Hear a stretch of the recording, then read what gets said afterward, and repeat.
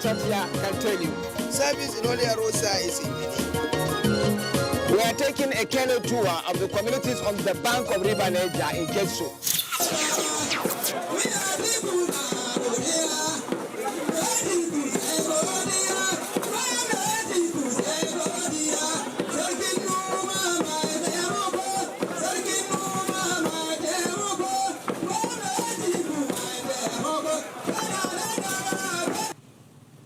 I went to Zuru in Kebbi State at a most auspicious moment.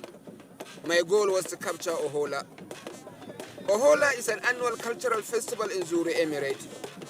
It is a festival to celebrate end of harvest.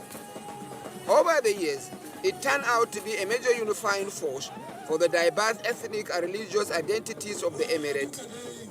Every community in the 5 chiefdoms that make up Zuru Emirate come out in full force to the display of what makes them unique. There is that splendid atmosphere of brotherhood, love and mutual goodwill. Ohola is more than a festival. It is a testament of the greatness of an entire emirate.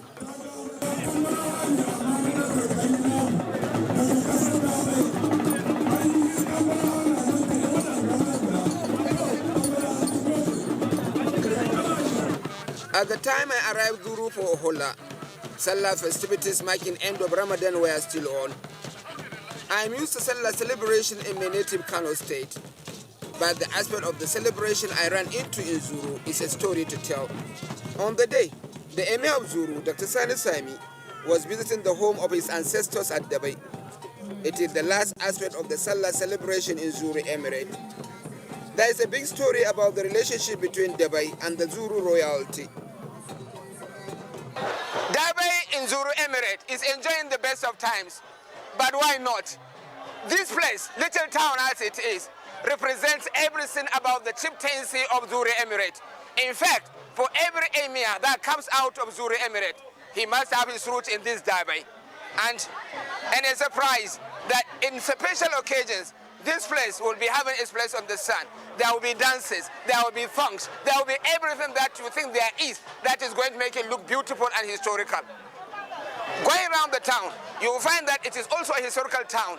Ancient monuments, landmarks, and all the beautiful things that you can imagine about the culture of people. And you know what? It is patently Dekarkari town. In context of the preeminence of Dabai in the history of Zuru Emirship, every Salah period, the reigning Emir takes a royal sojourn to Dabai to reinforce his recognition of the chiefdom and receive homage from his subjects. When the Emir is properly seated in the soil of Dabai and homage done, entertainers take center stage. I personally appreciate the spirit of this woman. She looks strong in her resolve. There is this homage to the Emir too, based on the spirit of camaraderie. The Emir was a soldier, a major general in the army before he called time in soldiery. Zuru historically is a kingdom of soldiers, serving and retired. It so happened that a group of retired soldiers came forward to put a military show to salute an old soldier boy who is now king. It is amazing they can still do some press up.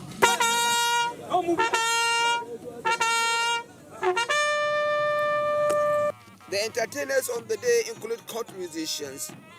Yet, this group of youths at the time of their lives. Zuru Emirate generally is an agrarian society. They majored in the cultivation of cereal crops like sorghum and millet. Because of the communal nature of the society, groups gather to help one another in the threshing of cereal throughout this. This is the symbol of this dance. They call it Lower Bugundawa, the dance of sorghum threshers.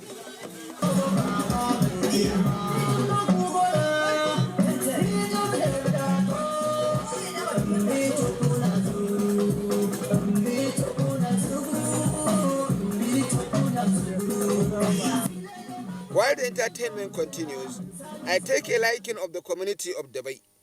The nature and architecture of their house is more show. They carve a picture of very ancient settlement indeed. I'm really enjoying my time at Dabai. I am captured by the architecture of the people of Dabai. Almost all of them Dakarawa. But then they have a beautiful style of building their own houses. Beautiful architecture, as you may say. Now look at it. Mud houses with thatch roofs. Perhaps many people do not know the beauty of this kind of houses. They regulate temperature more sure. When it is hot, they can be cold. And when it is cold, they can be warm. Just to accommodate you, to make you feel happy and good. But more than anything, there is that simplicity, which many people say is a virtue. Look, living in this beautiful kind of place. Hamisu Zuru has deep insight on the history and development of this kind of houses in Zuru. Although this is a reconstruction, but it explains a typical Hausa Dakarkari household. This is the wall to the house. This is what we call the Dikabu in Dakarchi, which is the traditional parlor. This is the sitting area, a water pot, and then a small storage facility for foodstuff. Okay. Now, if we walk into the house, you will see the huts are arranged according to the number of wives and children in the family. Oh my God. Okay, we can see it now. Let's go. For this household, this is the sitting area, the parlor. The stones here signify the kitchen where food is prepared. The number of huts, as I told you earlier, the main hut is for the head of the family, while the other huts belong to the wives and some children. Okay, how many wives can a man marry? Oh, as many as he can. It depends on the economic status and what he can produce as a farmer. Dubai has other features that gives it that aura of an ancient township. This concrete wall Mosho and the market square. The aesthetic value of Dubai apart, it stands as an epitome of the Emirate shape of Zuru. Zuru itself, as distinct from the entire Emirate, is a place of some ancient religious practices that survive to this day. In Girmache, some 10 kilometers from Zuru town, people from all over Nigeria and beyond still come to consult in an ancient shrine. It is the crocodile shrine of Zuru. This shrine was around for over 3 centuries. Its fire still burns. This village is the closest neighborhood to it. It has no more than 20 people. The shrine itself is sheltered in an environment rich in forestry and a running stream that seems to be there from eternity. On the day of our first visit, we set out with our chicken for sacrifice. You do not attend to this shrine, but with either a cockerel, a flower from any of the cereals, or a cigarette. These are the consultation materials. But we were denied access on this first day. We were viewed as intrusive, with no sign of goodwill. We had to go back. On the second day, we had a success. We sought out the community's village head, and he led us to the shrine. Now, this is an ancient shrine that has been thriving for the past 300 years. It has never stopped. It has a lot of beautiful things about it. The environment, of course, and the crocodile. But principally, what you find here is intervention. People coming, suppliers coming to find intervention or seek intervention for whatever element that they have. But obviously, the supplication will have to be for good cause. They don't attend to anything evil. It is only something that will advance your humanity, something that will advance your life, for women who want children, for people who want prosperity. By the time we arrived at the gate of the shrine, there was a lady armed with her flower willing to go and seek answers for her problems. The gate is narrow and deep, through thickets. You stoop to go through it. You don't enter with your shoes, headgear, wristwatch or metals. How our camera was allowed, I can't explain. The crocodiles are a major feature of this shrine, thanks to the eternal stream. The place is over 500 crocodiles strong. This is a picture of the main consultation area. Only one person attends to a supplicant. The fact remains that this is a traditional setting. Requests are made in the local language Dakarchi. Do not ask me the deity they appeal to, but he must be versed in the language of Dakarchi. For every person attended to in this shrine, he is given a water from the stream to somehow bathe himself. On the day of consultation too, whatever he brought for sacrifice is spread on the back of the crocodiles. This woman brought flour, so the flour is poured on the back of the crocodiles. Kawali sai kaga ji dadi ga rayuwanka bukatar ka ya biya kai za ka ce idan kamar na ga biyan bukata alhamdulillah ga abin da zan kawo sadaka to shine ma'anan wayannan igiyoyin da kana ganin da kasusuwa duka. Whatever is brought, however, the crocodiles are given 3 quarters. The 1 quarter is shared among the staff of the shrine. I saw deeper understanding of the roles played by crocodiles in this shrine. Without being definitive, they are the carriers of the messages, the driving force of the prayer sought. There is one thing about them too. There is poultry around them at all times, but they never devour a meat until when they are given. They don't hunt either. Wanga wuri wato wuri yakan ce a kula da irin wannan gaje wanga wuri sannan kuma wurare na tarihi taimakon shi mai martaba haifa su zo su gani hatta baki suna zowa suna yakan ce a kula da irin wannan wurare yakan ce mu kula da wanga wuri shi mai martaba sarki da yana aka haifa su zo su gani hatta baki suna zowa suna gani. The workers in this place are inheritors of their parents. They learned their art from their parents. They scarcely have any other life, although some do say they do farm. Girmache is an amazing environment. Its memory does not go away.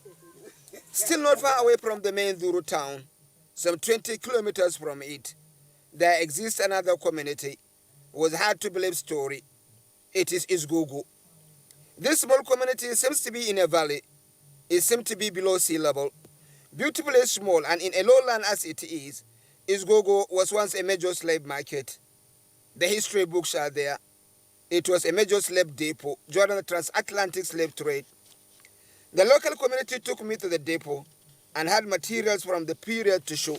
As the history, we made it there. You keep it as a historical document? It as a historical document.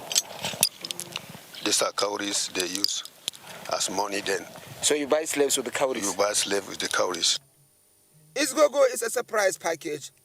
Looking from the perspective of a slave business, it is an isolated community deep into the hinterland with no water background. How it was a serious player during slave trade is a mystery.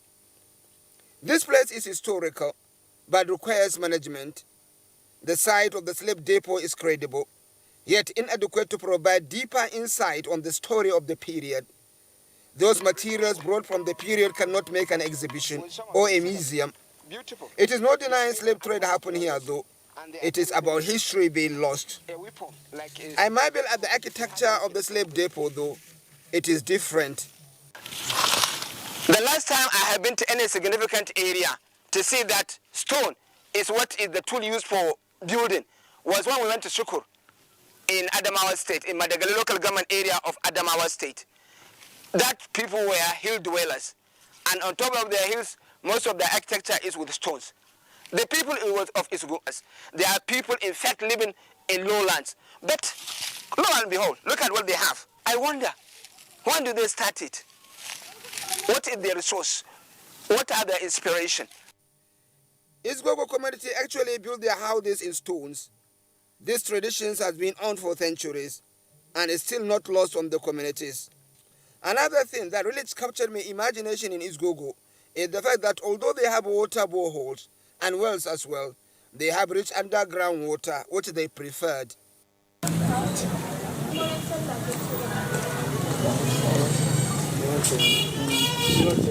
I took my time in Isgogo to capture its ancient walls, which are collapsed, and picture the elevation on our way back. We had to get ready. Ohola started that night.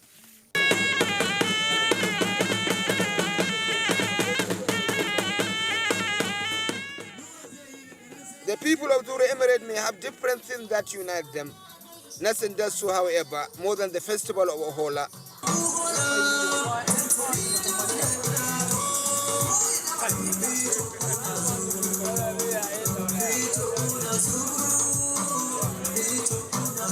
It's a symbol of unity. It brings our people together. You know, we Zuru here, we are multi-ethnic.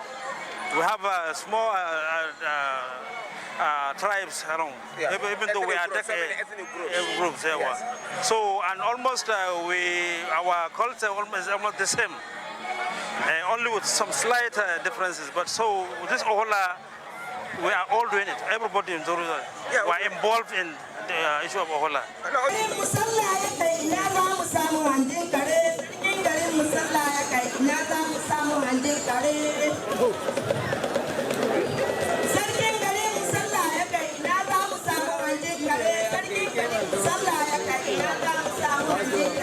Zuru has been one and has been a key uniting factor even to the Federation of Nigeria.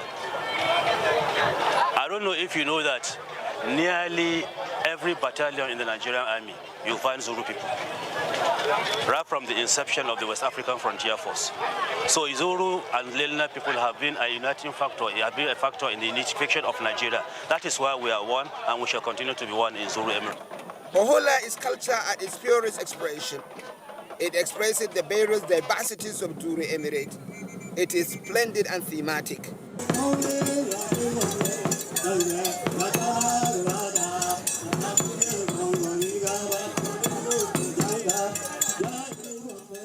It is 2 days of unstoppable carnival. Zuru Emirate enjoying itself and overwhelming its guests with the beauty of its cultural diversity. The festival begins with a gala night. Ohola made a thoroughfare of a moonless night to the late hours of the night.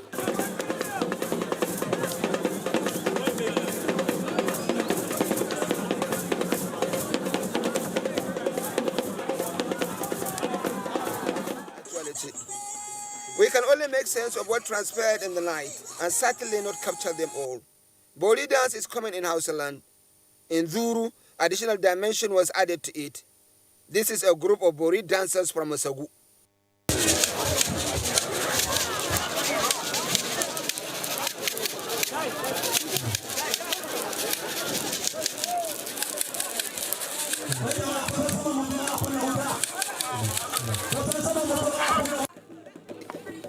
The night was a mixture of traditional dances and modern singers.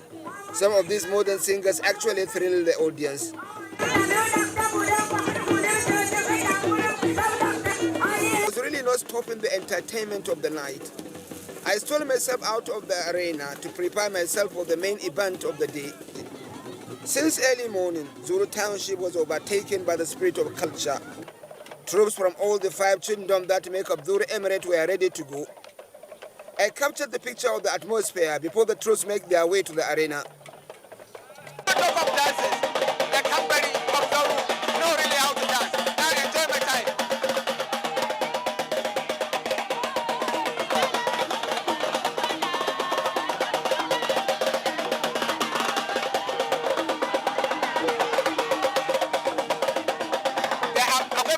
In time, all the teams staged a magnificent march past, every chiefdom led by its chief.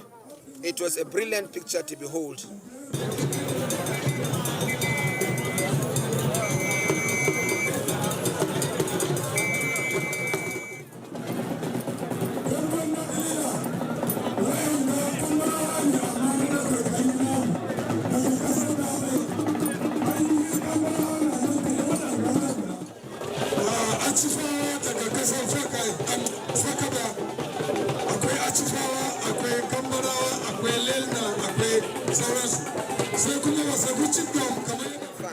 After the march past, groups were given platform to display across chiefdoms. One common performance were there the 2 dancers. All the chiefdoms have these dancers. It is elegant by all means. It has a story too.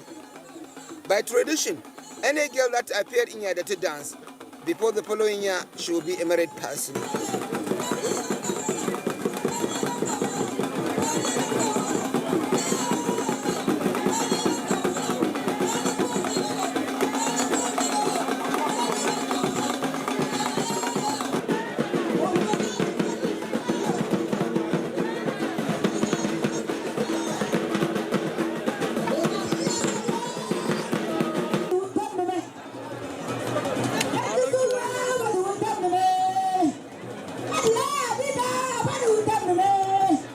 Another dance which all the chiefdoms have is Bugundawa.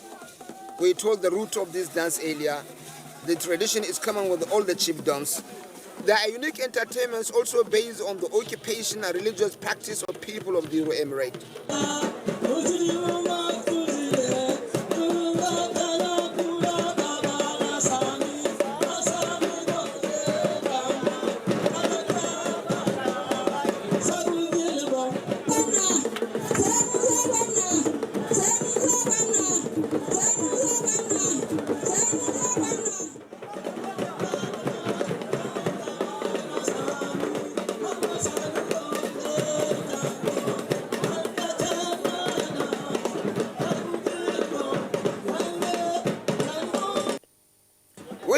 lavish display of culture. How can Nigeria harness these potentials to the betterment of its people? Ability of Zuru and Yawuri to produce a huge investment as far as tourism is concerned is limitless. But unfortunately, it's not known. So our effort now is through this festival to be able to bring out Zuru and Yawuri so that people will see what we possess as potentials for the purpose of trying to see whether we can ride to the next level. Ohola is actually a serious business. I can only do my best. I can never tell it all. I'm very happy with this. So when you go back home? When I go back home, I will live and tell my children who are not here, who are not strong enough to be here, that yes, you have a culture to showcase. And you should be proud of that culture.